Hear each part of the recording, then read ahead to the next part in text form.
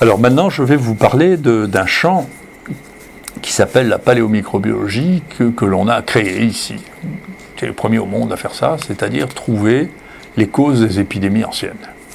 Alors ça a commencé, c'est une histoire très fascinante, comme toujours. Quand les découvertes se passent toujours d'une manière inattendue. Moi j'ai l'habitude, quand j'étais jeune, j'ai beaucoup aimé Lautréamont, et Lautréamont avait une fulgurance dans les champs de Val-d'Aurore en disant « c'est beau comme la rencontre fortuite sur une table de dissection d'une machine à coudre et d'un parapluie ».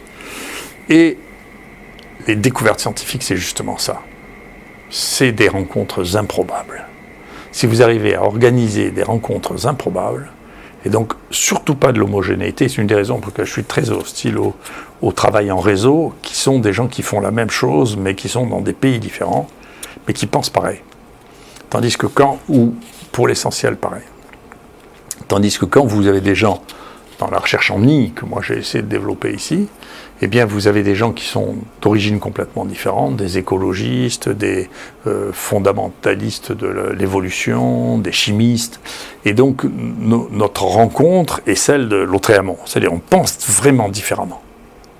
Et donc, quelques années de ça, en 97 si mes souvenirs sont bons, on avait commencé à travailler avec un anthropologue qui s'appelle Olivier Dutour, qui s'intéressait, lui déjà, aux maladies, aux épidémies du passé. Et lui, sa grande théorie, à laquelle je ne croyais pas du tout, mais finalement, qui est peut-être vraie, en tout cas c'est ce que dit Michel Drancourt avec ses dernières techniques, c'était, contrairement à ce que nous racontons tous, parce que ça a été décrit très pratiquement, il pensait que la syphilis existait en Europe avant d'être importée d'Amérique du Sud.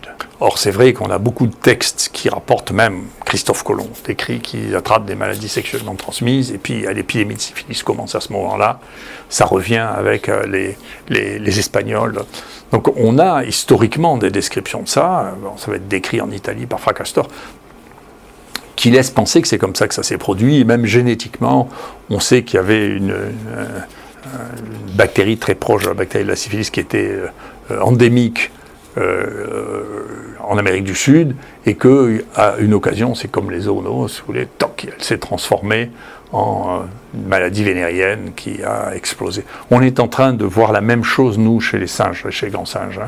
Il y a une épidémie de syphilis chez les singes, chez les babouins, d'une part, et d'autre part, chez les chimpanzés, qui est apparue récemment, qui est l'histoire des maladies infectieuses. Il y a toujours des nouvelles maladies infectieuses qui apparaissent, après elles disparaissent. Voilà.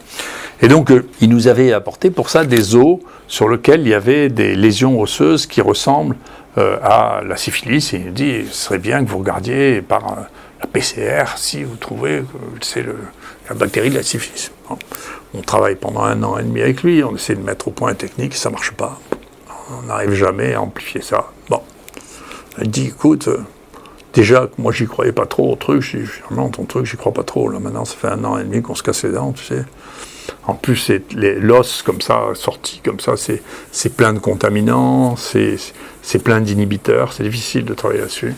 Et puis, au bout d'1 an et demi, en réalité, au moment où on faisait un tunnel sous la Major, à Marseille, les gens tombent sur un charnier rempli de squelettes. Ah, vous savez ce que c'est, les trucs archéologiques, bon, on arrête tout, on va voir ce que c'est. Ah. Et très bien, c'est notre ami Olivier Dutour qui va commencer à l'explorer. Il sera aidé secondamment par un autre collègue qui s'appelle Signoli. Et un jour, je le vois arriver dans mon laboratoire avec un carton comme ça. Il pose le carton sur le laboratoire et dit, Didier, viens voir. Alors et là, il n'y avait que des crânes et des os. Et il me dit, Didier, ça, c'est la grande peste de Marseille. En réalité, on a identifié ce charnier, là, de catastrophe, c'est la grande peste de Marseille. Et là, comme c'est récent, c'est 1720, il y avait des documents très précis qui expliquaient, c'était les gens qui étaient morts à l'Hôtel-Dieu, qu'on enterrait là, en masse, etc. Très, très bien.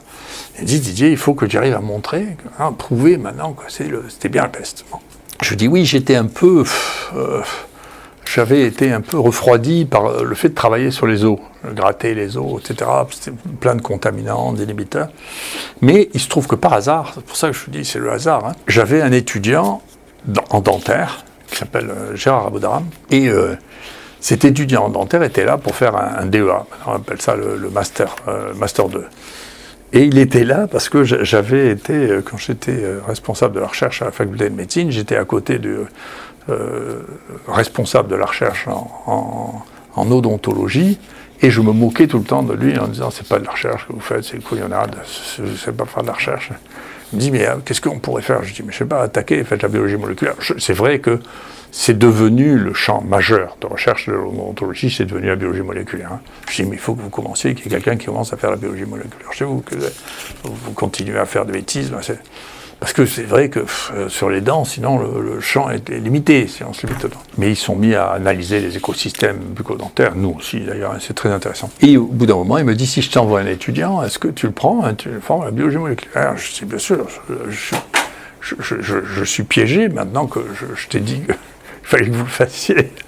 Bon, étudiants. Mais leurs étudiants étaient très particuliers parce que leurs étudiants, ils étaient installés en même temps. Donc, ils étaient dentistes. Donc, leur liberté d'action était assez faible.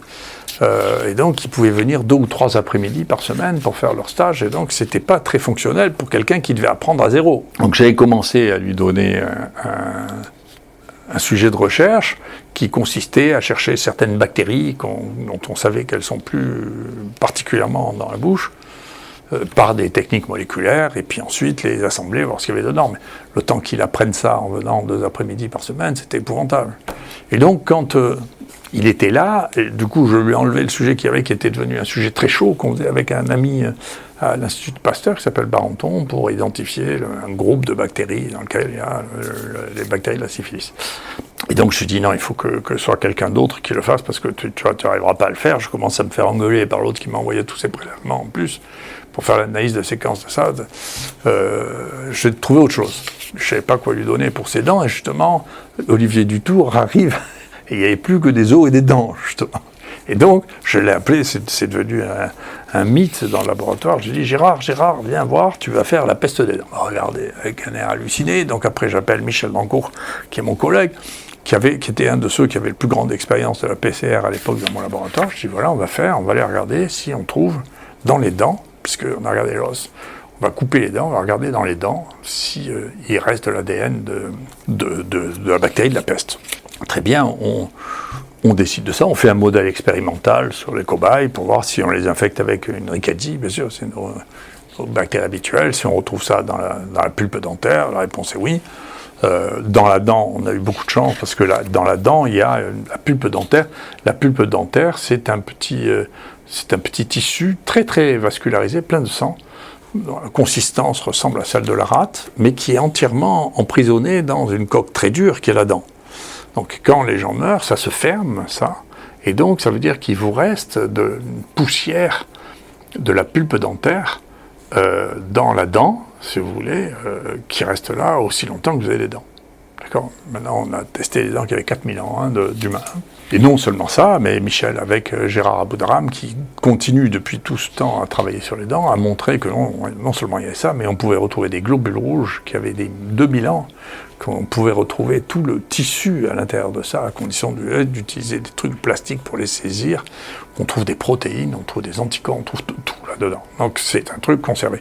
Mais là, on commençait par une chose qui était simple, qui est de dire, écoutez, voilà, on sait que c'est la peste, on fait de la PCR spécifique pour la peste, on regarde si ça marche, les contrôles négatifs sont négatifs, les gens qui ont la peste, en plus c'était la première fois qu'on faisait la peste, donc on n'avait jamais manipulé Yersinia pestis, et donc c'est pas possible que ce soit une contamination, on publie ça dans un très bon journal, PNAS, grâce à à celui qui était le plus grand infectiologue du XXe siècle, qui s'appelle Ederberg, qui est une immense intelligence et qui l'édite, très bien. Ensuite, il y a des gens qui commencent à dire, mais vous êtes sûr que ce n'est pas de la contamination? Alors, quand vous trouvez un résultat pour la première fois, bien sûr, pour tout le monde, c'est faux. Alors, ça commence, c'est faux. Deuxièmement, une fois que plus personne ne peut dire c'est faux, il dit, mais c'est pas nouveau. C'est l'habitude des gens qui ne trouvent rien, si vous voulez, qui sont excités par le fait que vous trouviez quelque chose. Et donc, on met au point une technique qui s'appelle la PCR suicide, c'est-à-dire qu'on fait une PCR sur un gène qui n'a jamais été amplifié dans le laboratoire. Parce que la première fois que vous faites une PCR, ça ne peut pas être une contamination. La deuxième fois, oui. Ça peut être une contamination la première. Donc on fait ça, et on republie un papier, moi j'ai appelé ça la PCR suicide, la PCR qui ne sert qu'une fois. Donc elle sert qu'une fois, et si on veut en faire... Alors c'est très facile, parce que quand vous avez tout le génome, de choisir des endroits qui n'ont jamais été amplifiés, c'est très facile. Vous pouvez faire 1000 PCR avec des jeux différents qui évitent la contamination. Mais c'est devenu... c'est pour ça que je ne suis pas non plus très ému par les... J'avais été baptisé par la mauvaise foi bien avant le Covid. C'est tombé à un moment, moi je ne savais même pas ça, hein, donc à l'époque je ne m'intéressais pas particulièrement à la peste, c'est juste l'occasion qui a fait qu'il y avait cette épidémie de peste. La deuxième épidémie, c'est un type qui était président d'université en même temps que moi, qui était à Toulouse et qui avait fait investiguer un charnier de catastrophe à Montpellier, de la grande peste, celle-là, de la peste noire. Donc on avait la peste de Marseille, la peste noire, on était très bien, on avait ouvert un domaine. Mais en même temps, il y avait, parce que les grandes terreurs des épidémies, ça date pas d'hier, c'est aussi vieux que l'homme, hein, mais là, était arrivé après la découverte des fièvres hémorragiques, qui n'ont jamais donné de grandes épidémies, hein, c'est des épidémies qui s'arrêtent toutes seules. La grande peur d'une grande épidémie, et donc il y a eu des gens, en particulier les épidémiologistes et des modélisateurs, l'épidémiologiste du passé et les modélisateurs, c'est quelque chose, hein, parce que ce sur quoi ils travaillent, le nombre d'inconnus est assez considérable, qui disent, mais la peste noire, ce qu'on appelle la peste noire, c'était sûrement pas la peste, c'était probablement une fièvre hémorragique, et donc, avoir une fièvre hémorragique, on serait complètement... désarmé, puisqu'on n'a pas d'antibiotiques. La peste, c'est très facile à traiter. Hein. De comprimés de doxycycline, on traite une peste. Hein. Et donc, il y avait toute une série de projets de recherche, des projets de recherche que j'étais amené à reviewer, des livres qui sont devenus des best-sellers en disant, voilà, la prochaine menace sur l'humanité, c'est comme la peste noire. Et donc, les gens qui parlaient de ça ne savaient pas du tout de quoi ils parlaient, parce que la peste, ça a été très très bien décrit dans la littérature. Et ce qu'on appelle la peste bubonique, c'est effectivement qu'il y a un ganglion gonflé à l'aine, là, le bubo c'est l'aine, hein, et donc ça a été parfaitement décrit. Si vous regardez même les tableaux du Moyen-Âge, vous voyez Saint-Roch, qui était un saint montpelliérain, eh bien on le montre avec un bubon de laine. Donc c'est pas du tout une fièvre hémorragique, c'est la peste bubonique, c'est la seule maladie qu'on connaisse qui donne des bubons, il n'y a pas d'autre. Ça avait été décrit, pareil, par Procope, qui vivait sous Justinien, qui a décrit la peste Justinien avec des autopsies. Donc on sait très très bien ce que c'était que la peste. Mais c'était un fantasme de peur.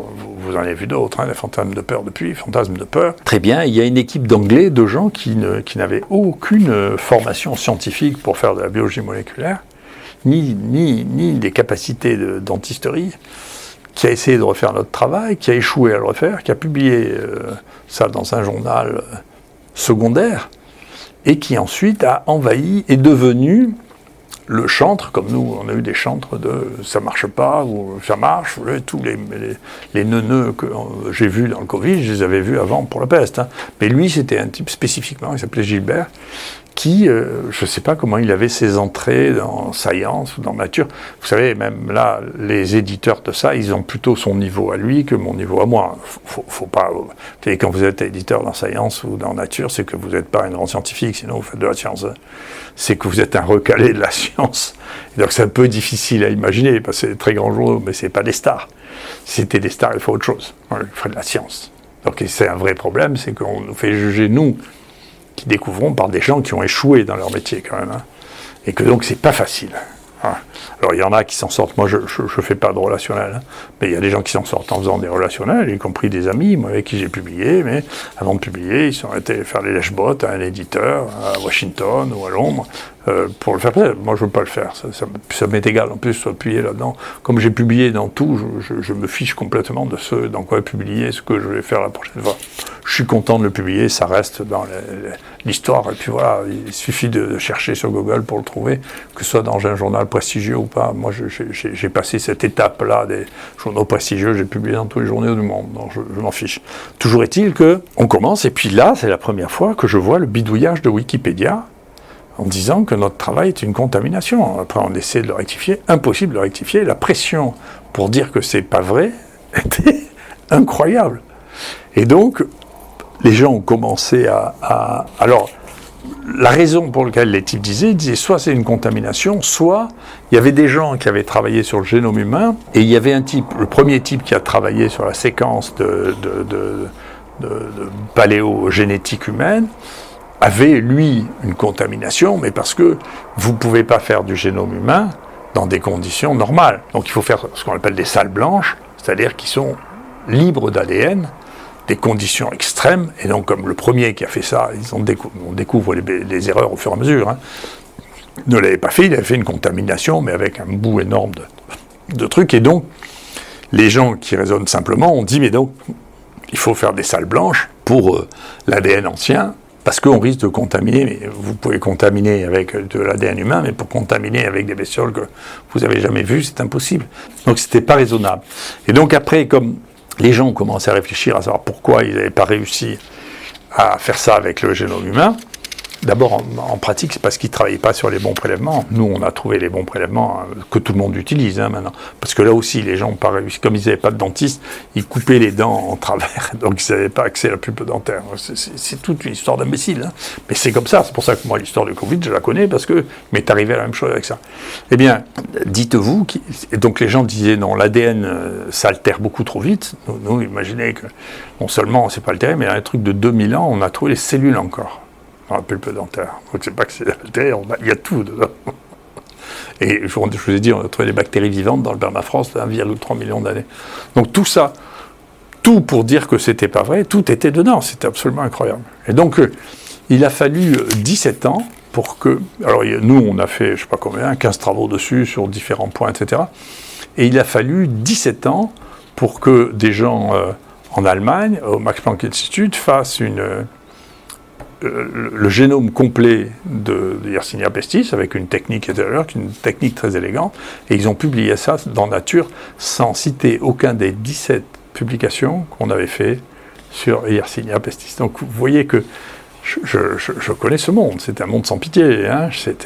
On peut s'acharner sur vous si ce que vous dites c'est contre vos propres intérêts, ou si vous avez échoué, vous ne pouvez pas supporter que les autres aient réussi. Et le pire, c'est qu'ils ont demandé à ce garçon, ce Gilbert, qui depuis 17 ans disait que ce n'était pas vrai, de faire le commentaire de cet article. Oui, c'est extraordinaire. Les humains, vous savez, c'est pour ça que c'est difficile de me surprendre.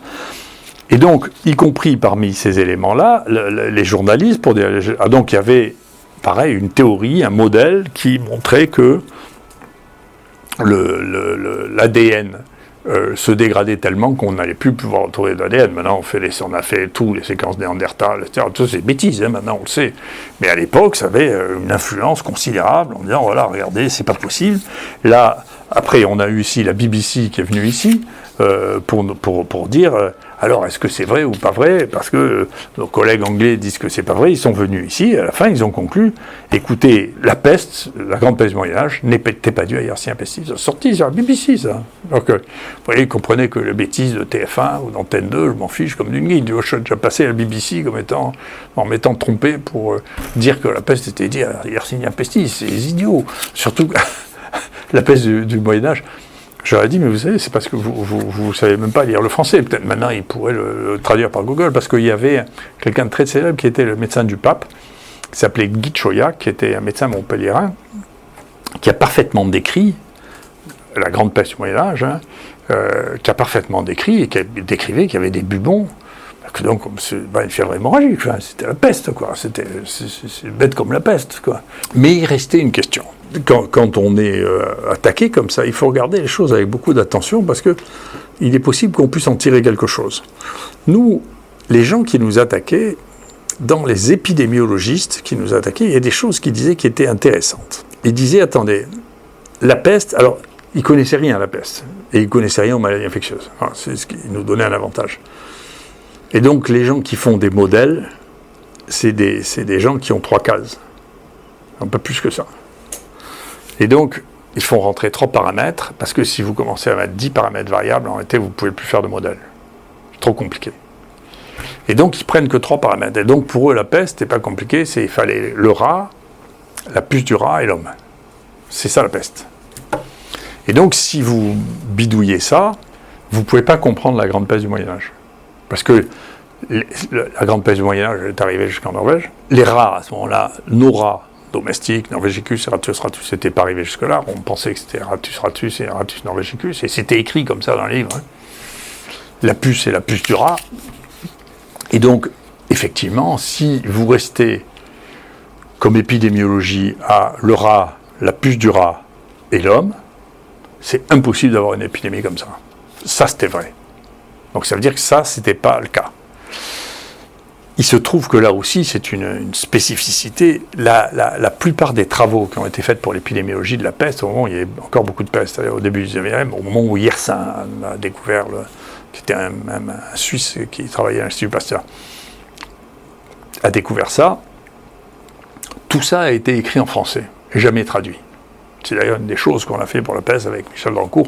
Moi, j'ai rencontré des amis américains qui me disent, mais tu sais, tu me parles de trucs de la peste, on n'a jamais entendu parler. C'est-à-dire les réservoirs environnementaux de la peste, la transmission de la peste par autre chose que par la puce du rat. Donc il faut que vous écriviez ça, parce que personne n'a lu vos trucs en français. Ça a été écrit, alors les grands, ça a été Yersin, Balthazar, Mollaret. C'est les gens qui ont passé leur vie à travailler sur la peste, mais qui ont écrit qu'en français. Et en particulier, star de ça, Yersin avait déjà trouvé la peste dans des poux. Balthazar a retrouvé ça, la peste, dans les poux. Balthazar a trouvé ça, la peste, dans plein de rongeurs sauvages. Puis après, maintenant, on a su que la peste, on pouvait y avoir dans les chameaux. Donc, si vous voulez, l'idée qui était juste le rat, la puce, l'homme, était fausse. C'est une maladie d'écosystème très complexe, dans lequel vous ne pouvez pas juste dire, c'est comme... c'est comme les gens qui disent un virus nouveau, ça va être fait dans un laboratoire humain. Non, c'est un écosystème complexe dans lequel il y a plein de bestioles qui se truquent. Donc c'est très compliqué. Avant de dépioter une histoire comme ça, ensuite la transmission interhumaine, il faut trouver quel vecteur. Et donc on commence à dépioter ça, à reprendre la très vieille littérature française, dans laquelle on dit, voilà, il y avait un papier, dans le Parisien de l'époque, qui disait, ça y est, le professeur Balthazar a trouvé, en réalité c'est le pouls responsable de la transmission. C'est pas la puce. Donc c'était un côté très intéressant, et on a commencé à travailler avec ça avec Michel. Alors, moi j'ai fait un modèle expérimental de transmission de la peste par le pouls, ça marche très bien sur le lapin. Le pouls humain, il fiche la peste.